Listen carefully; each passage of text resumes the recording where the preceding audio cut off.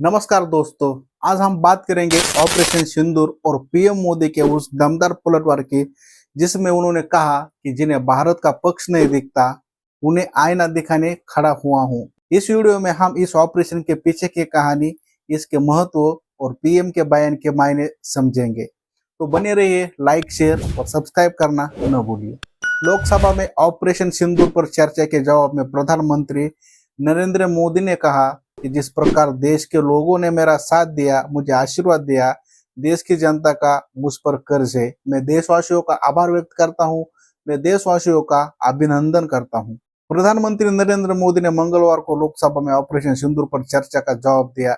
इस दौरान उन्होंने विपक्ष और तमाम लोगों को आड़े हाथ लिया। पीएम मोदी ने कहा, मैंने कहा था कि यह भारत के विजय उत्सव का एक सत्र है। जब मैं विजय उत्सव की बात कर रहा हूं तो मैं कहना चाहूंगा, ये विजय उत्सव आतंक के ठिकानों की मिट्टी में मिलाने का है।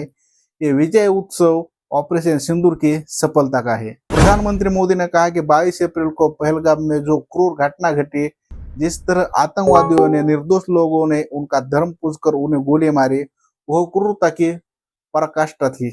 यह भारत को हिंसा की आग में झोंकने की एक सोची समझी कोशिश थी।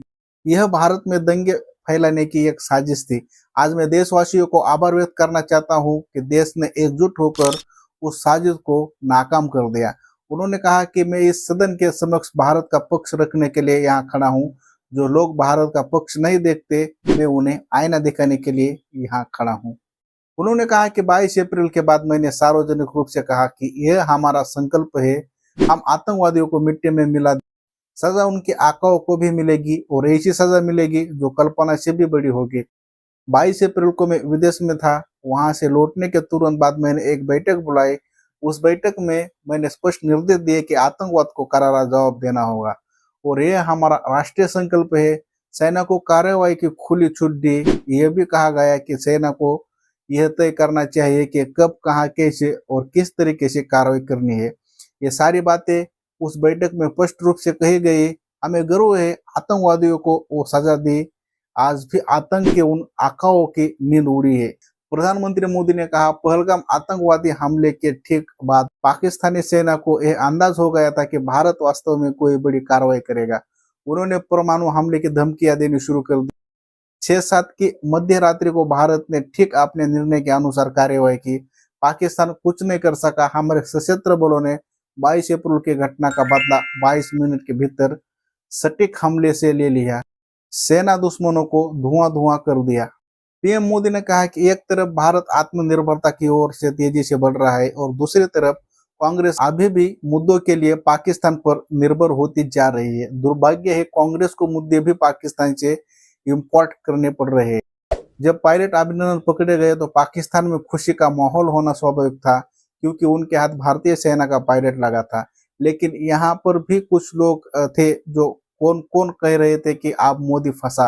आप देखते हैं मोदी क्या करता है, डंके की चोट पर अभिनंदन वापस।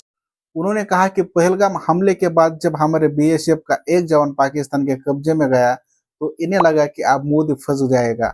अब तो मोदी की वसीयत जरूर होगी। इनके इकोसिस्टम ने सोशल मीडिया पर तमाम कथाएं वायरल की। बीएसएफ जवान का क्या होगा, उनके परिवार का क्या होगा। बीएसएफ का वो जवान भी आन बान और शान के साथ वापस आया।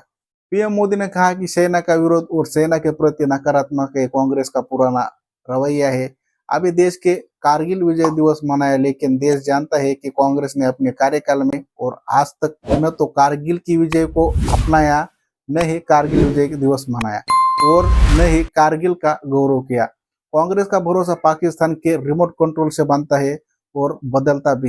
कांग्रेस अपने नए सदस्य से कहलवाती है कि ऑपरेशन सिंदूर तमाशा था, जिस भाषण आतंकी घटना में 26 लोगों की मौत के घाट उतर दिया, जब पर ये तेजाब छिड़कने वाला पाप है। उन्होंने कहा कि कल हमारे सुरक्षा बलों ने ऑपरेशन महादेव को अंजाम दिया और पहलगाम हमले के 3 आतंकवादियों को मार गिराया। लेकिन कल यहाँ पूछा गया कि आज ही क्यों हुआ। क्या ऑपरेशन के लिए सावन महीना को सोमवार ढूंढा गया था? पिछले कई सप्ताह से पूछा जा रहा था पहलगाम के आतंकवादियों को क्या हुआ, और जब आतंकवादियों को मार गिराया गया तो कल ही क्यों हुआ? क्या हाल है इन लोगों का? कांग्रेस के शासन के दौरान सेनाओं को आत्मनिर्भर बनाने के संबंध पे सोचा तक नहीं जाता। आज भी आत्मनिर्भर शब्द का मजाक उड़ाया जाता है। हम रक्षा सौदे में कांग्रेस अपने मुंह की खुश थी। हर छोटे छोटे हथियारों के लिए विदेश पर निर्भरता, ये इनका कार्यकाल रहा है। प्रधानमंत्री नरेंद्र मोदी ने इस तरह से अपना इस सदन में भाषण दिया और ऑपरेशन सिंदूर के बारे में बताया और कांग्रेस पे पलटवार किया है।